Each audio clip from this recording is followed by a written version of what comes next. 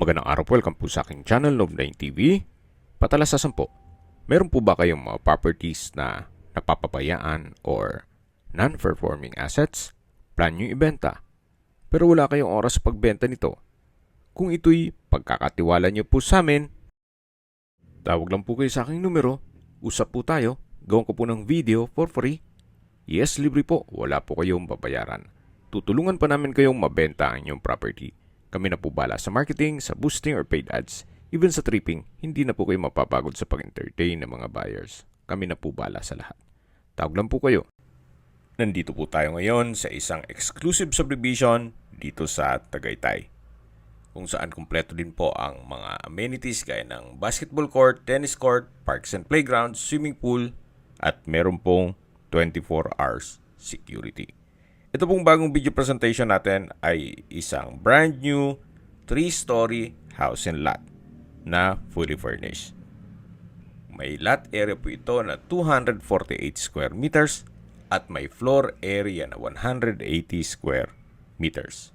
Meron po itong 4 bedrooms, 4 toilet and bath, may 3 balkonahe, may maid's room with toilet and bath, at meron pong 2 street access. Ito po yung nasa likod, na kung saan meron din pong stainless na steel gate. Then yung doon naman sa kabilang side ay yung main road. Yung unang parte po ng video, yun po ang harapan ng bahay. Bali po nasa likod po tayo ngayon. Tungkol naman po sa quality nitong pagkakonstruct, ito po'y owner's built. May pagbabago lang sa kanilang plano, kaya bebenta na lang po nila itong kanilang bahay. At meron din pong water reservoir na kakasya ang 1 kubo. Yan naman po'y in case lang ng water shortage. Although maayos naman po ang water supply ng subdivision. Napaganda po ng lokasyon nitong subdivision. Malapit po sa lahat ng mga business establishments at nasa mataas na lugar. Ang estimated elevation above sea level ay 2,034 feet. Napaganda po nito para sa inyong retirement. Gawa ng napakatahimik po ng lugar, sariwa ang hangin, at malamig po ang klima. Ito po yung garahe na diretso po yan hanggang dun sa likod. Dito po sa harapan ay meron pong garden set. Yan po yung pasad. Modern design na rin po ito at well-maintained. Kaya kung sakali mo na ma-acquire itong property, pwede nyo pong lipatan kaagad. Meron po itong mga corner windows hanggang 2nd floor. Then dun po sa 3rd floor ay meron din pong roof deck. So may ilang mga ornamental plants din po dito. Then may access gate papunta sa service area. Itong bakod ay stainless na rin po. Pati main gate at secondary gate. Then dito po yung pedestrian gate.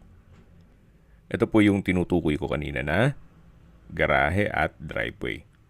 So tagusan po yan hanggang dun sa kabilang gate o street. Ito pong flooring ay Peebles design.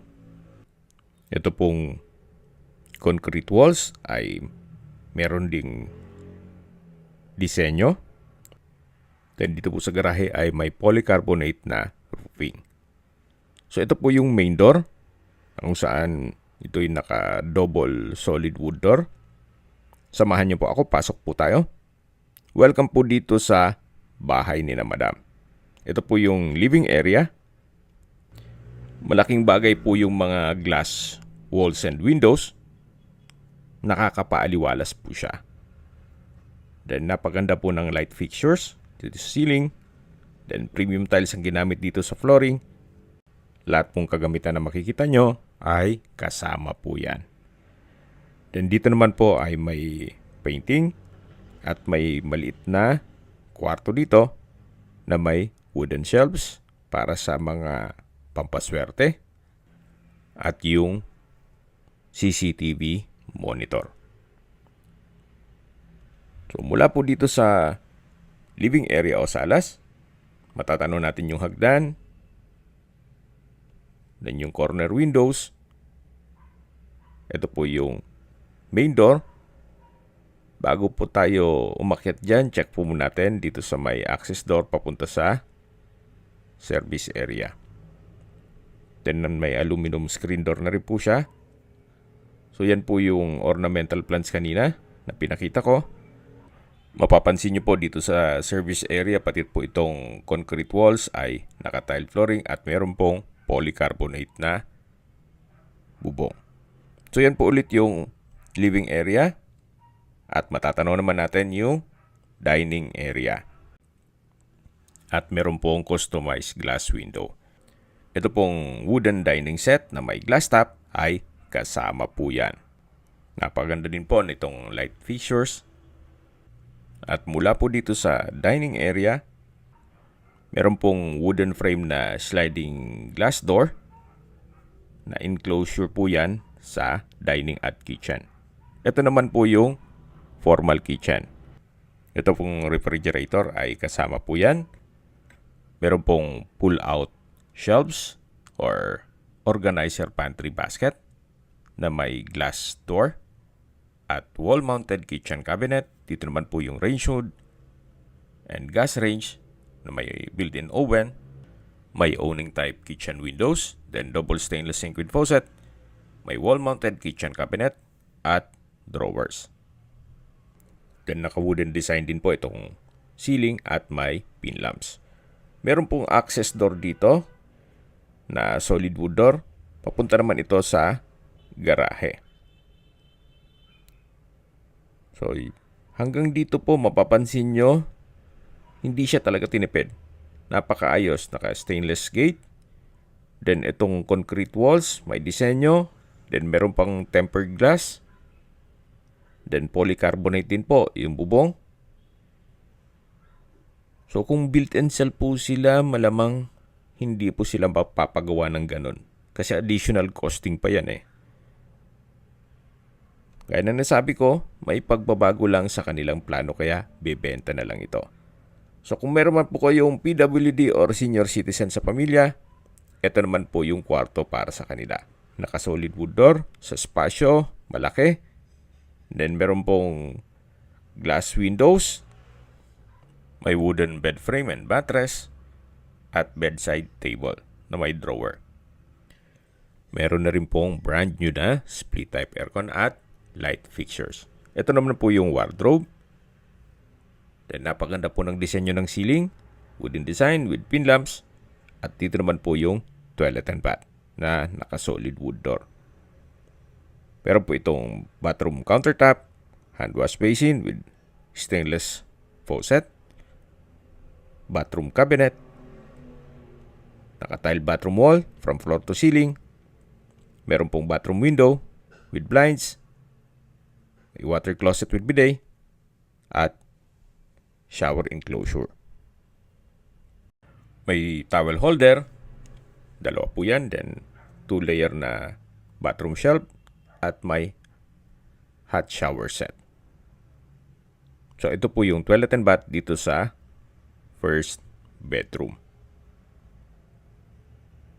Then hanggang dito po may bathroom window na nag-serve as natural sunlight. At tunghayan niyo po ulit itong first bedroom bago tayo lumabas. So sa spasyo, malaki po. Gaya na sabi ko, kung meron po kayong PWD or senior citizen sa pamilya, itong kwarto na to ang para sa kanila. Then paglabas po, yan po yung former kitchen na pwede pong maglagay ng breakfast table. At ito naman po yung dining area na may glass walls at matatanaw yung driveway. Mula po dito sa dining, matatanaw natin yung living area o salas at nandito na po tayo sa stairs o hagdan. Then meron pong secret door dito na papunta naman sa understairs na powder room. Naka-solid wood door din po ito. At maayos din ang bathroom fixtures. May hand wash basin, water closet, at from floor to ceiling po ang tile bathroom wall. Meron din po itong vanity mirror at bathroom window So, balik po ulit tayo dito. Yan po yung secret door. At yan yung dining area na nai-present ko na kanina. So, ito na po yung hagdan na kung saan ito yung naka wooden staircase, wooden handrail, at glass railing. Dito naman po ay may staircase window, then may light fixtures. Okay, samahan niyo po ako, akyat po tayo. So hanggang dito po ay naka wooden staircase din siya at nandito na po tayo sa second floor. Meron pong solid wood na console table with drawer. Ito po yung hallway. Okay, check po natin itong master bedroom with adjoining sitting room.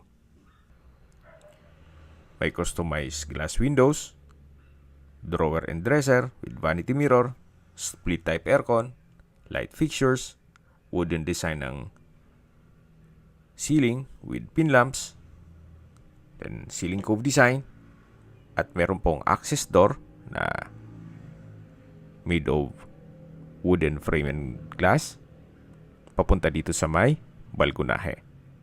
At mula po dito, tunghayin nyo po, napaganda ng tanawin. Yan po ang inyong magiging kapitbahay. Napakatahimik po ng lugar. At syempre, hindi mawawala ang malamig na klima dito sa Tagaytay. So yan po yung polycarbonate na roofing. Sa baba po niyan yung service area. Balik po ulit tayo dito sa adjoining sitting room na parte po ito ng master bedroom. So dito na po tayo sa mismong kwarto. Napakalaki po ng espasyo. Then meron pong mga wardrobe. May bed frame and mattress. Wooden design itong flooring at ceiling. Then may LED light fixtures. So kompleto na rin po. At may customized glass windows na nakakapaaliwalas din. Ito naman po yung another access door papunta sa pangalawang balkonahe. Naka-tile flooring, stainless din ang railing.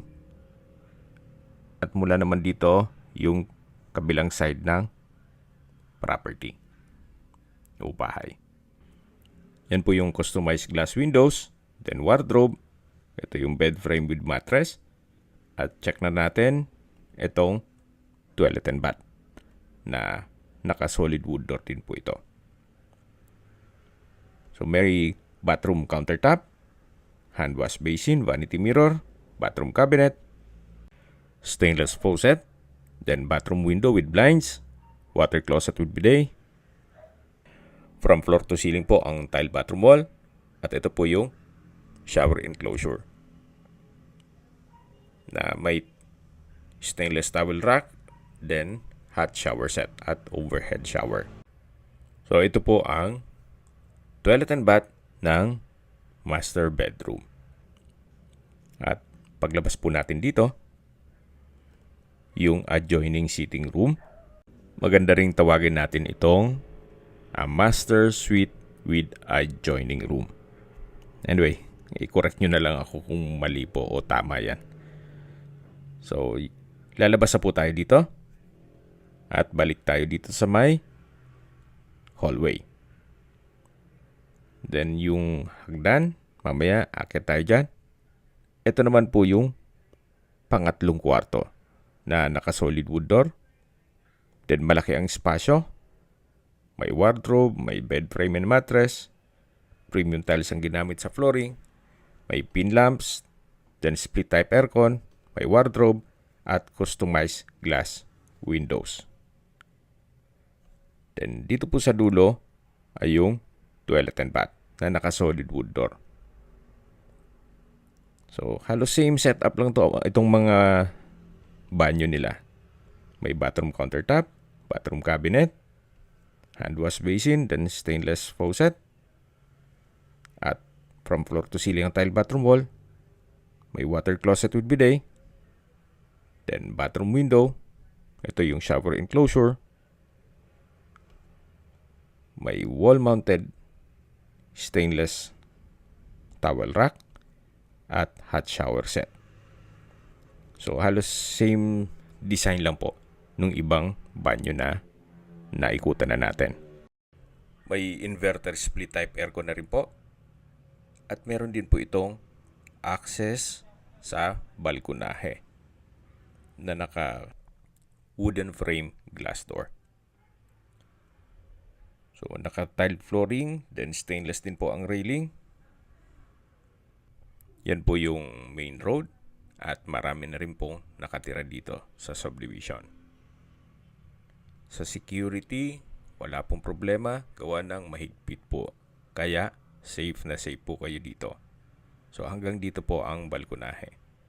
Sa baba po nito ay yung garahe o driveway na tagusan naman papunta dun sa kabilang street.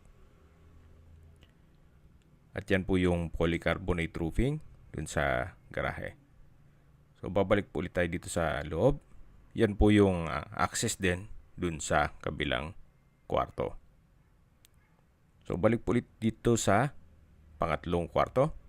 Tunghayin nyo po ulit bago tayo lumabas. Naka-customized glass windows, bed frame and mattress, wardrobe, split type aircon. So ito po ang third bedroom. Then dito naman sa kabila yung fourth bedroom. Naka-solid wood door at mas malaki po ang espasyo nito. May bed frame and mattress, may study table and drawer, then split type aircon, center lamp, pin lamp, may curtains, then wooden design itong tile flooring, at meron din po itong sariling toilet and bath na naka solid wood door. Check po natin, pasok po tayo. So ganun din po, may bathroom countertop, hand wash basin, stainless faucet, bathroom cabinet, then vanity mirror, water closet with bidet, then from floor to ceiling po ang tile bathroom wall, then may wall mounted glass shelves, at ito naman po yung shower enclosure na may hot shower set, then bathroom window at may jacuzzi.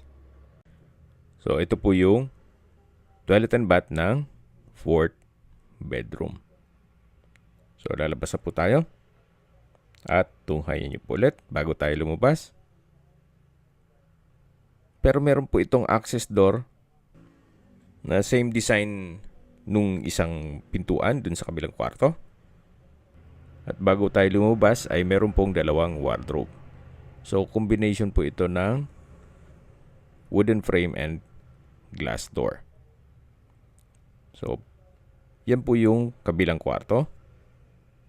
At umikot na tayo dito kanina. Yan po yung pangatlong kwarto.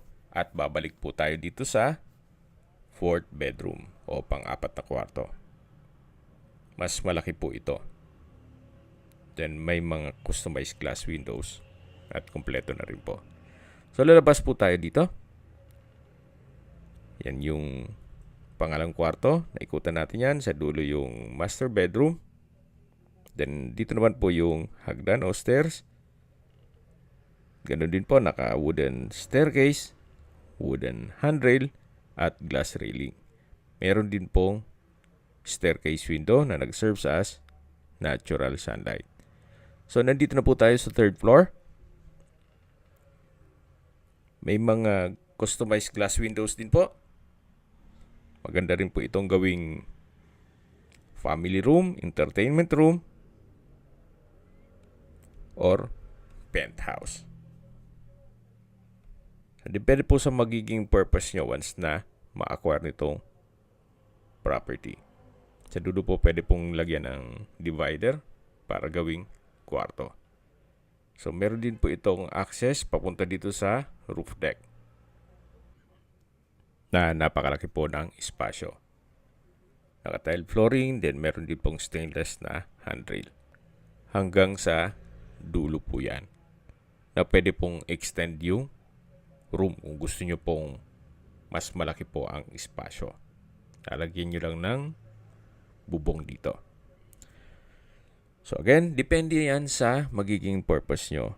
Kung sakali man na ma-acquire nito at malaking pamilya po kayo. Habang naglilibot po tayo at pinagmamasdan nyo po itong kapaligiran, summarize ko lang po sa mga nag-skip ng video. Ito pong property ay nasa loob ng isang exclusive community na kompleto po ang amenities at meron pong 24 hours security. Kita nyo naman po, napakatahimik ng lugar at malapit po ito sa main gate at clubhouse. May lot area po ito na 248 square meters at may floor area na 180 square meters. Ito po yung tatlong palapag o 3-story na may 4 bedrooms, 4 toilet and bath, may tatlong balkonahe, may maid's room with own toilet and bath, fully furnished, well-maintained, kaya ready for occupancy. Anytime po, pwede nyo na pong lipatan kaagad once na ma-acquire nito. Then meron pong 2 street access at 2 stainless gate. Okay, sa distance, location at travel time portion na po tayo. Mula po sa Mendez Crossing, ang distance is 800 meters at ang travel time is 3 minutes. Mula naman po sa Twin Lakes, ang distance is 8 kilometers at ang travel time is 15 minutes. Mula naman po sa Sky Ranch, ang distance is 3.5 kilometers at ang travel time is 16 minutes. Mula naman po sa Tagaytay Rotonda, ang distance is 7.6 kilometers at ang travel time is 22 minutes. Kompleto na po doon kayo ng malls, hotels, restaurants, banks, schools, church at hospital. Yan po yung lagi kong binabangkit sa inyo na dapat nyo i-consider sa paghanap ng property, yung meron pong malapit na hospital. Hindi ko naman po sinasabing sakitin kayo. Yan naman po for emergency purpose lang naman. At mula naman po sa Calax, Aguinaldo exit, ang distance is 22.9 kilometers at ang travel time is 45 minutes. Ang Calax po ay connecting South Luzon Expressway, Skyway, all the way to North Luzon Expressway at ibang parte ng Metro Manila. At mula naman po sa Manila o sa airport, ang distance is 63.4 kilometers at ang travel time is 1 hour and 30 minutes. Okay, nandito na po tayo sa kabilang side ng bahay. Yan po yung garahe. At yan po yung balkonahe ng mga kwarto. Meron pong mga brick stone design. Then concrete garden set. At stainless din po itong bakod.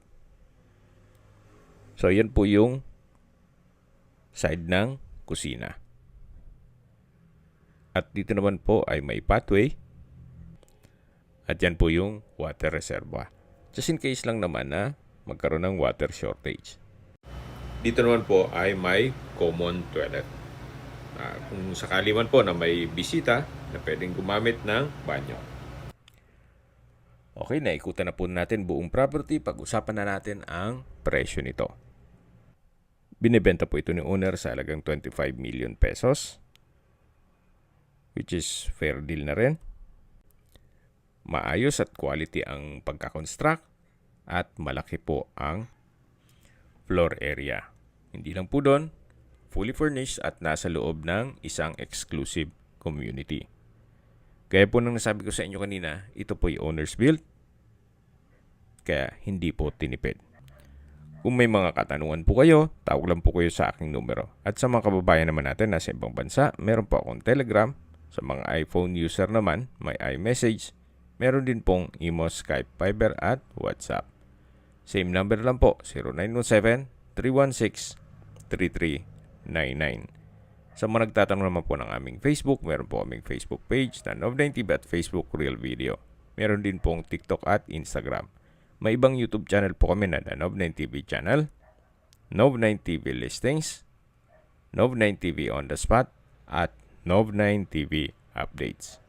Sana po naibigyan nyo ang video presentation. Paki-like and subscribe na lang po sa aking channel para ma-update din po kayo sa aking future listings. Kung sakali po hanap nyo yung mas malaking sukat ng lupa, mayroon din po kami ibang listings na pwede nyong pagpilian. Huwag po kayo makatubiling tumawag sa amin, then let us know your budget para malaman namin kung anong property pwede namin i-alok sa inyo. Sa lahat pong viewer, subscriber at nagtiwala po sa amin, salamat po sa suporta. Ingat po kayo lagi at yung pamilya. Maraming salamat po.